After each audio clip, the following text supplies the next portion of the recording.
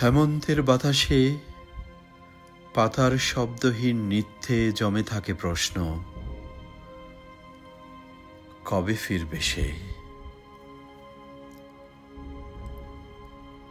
জীবনানন্দের বনলতা সেন যেন চিরকালের প্রতীক, তার পায়ে ঝরে যায় নক্ষত্রের রঙিন গ্লানি। আর আমি অ্যান্টার্কটিকার নীল বরফে লিখি অপেক্ষার নাম, যেখানে সময় ঝরে শামসুর রহমানের নিষিদ্ধ লোবানের মতো নিঃশব্দে। খুঁজি তোমাকে রূপসী বাংলার নদীর বাঁকে বাঁকে, জীবনানন্দ যেভাবে খুঁজে ফেরেন হারানো দুসুর পাণ্ডুলিপি। মাঠে কাশফুলের গন্ধে মিশে থাকে তোমার চুলের সুরভি।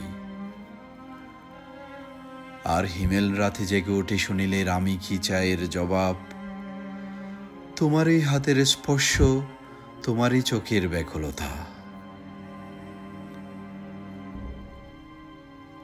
এই অপেক্ষা তো রবীন্দ্রনাথের শেষের কবিতার লাবণ্য, অন্তহীন তবু আশার আলোয় সিক্ত।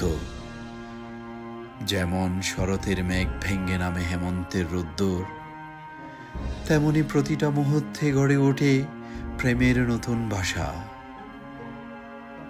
জহির রায়হানের হাজার বছর ধরে নোনা জলে ভাসে আমাদের ইতিহাস,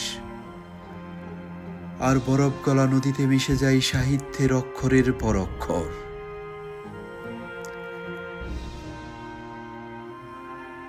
যেদিন তোমার অস্তিত্ব ছুঁয়ে যাবে আমার চৈতন্য, সেদিন রবীন্দ্রনাথের ছায়া গলাবে বরফের প্রাচীর, নজরুলের অগ্নিবীণা বাজাবে বিদ্রোহের রাগিনী,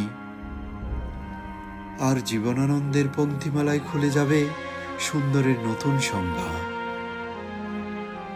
প্রথারের নিগড় ভেঙ্গে তুমি আসবে যেন আরেক ফাল্গুনের মিছিল, ভালোবাসার নামে যেখানে কোনো শব্দ নেই, নেই কোনো সীমানা।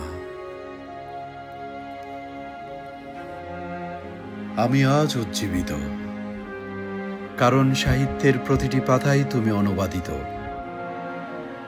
শামসুরের বন্দি শিবির থেকে সুনীলের যুগলবন্দির গহনে, রবীন্দ্রনাথের চিরন্তন আলোয়, নজরুলের পরোল্লাসে। এই তো অপেক্ষা, এক মহাকাব্য যার প্রতিটি শব্দ জমে থাকে বাংলার মাটি ও মননে।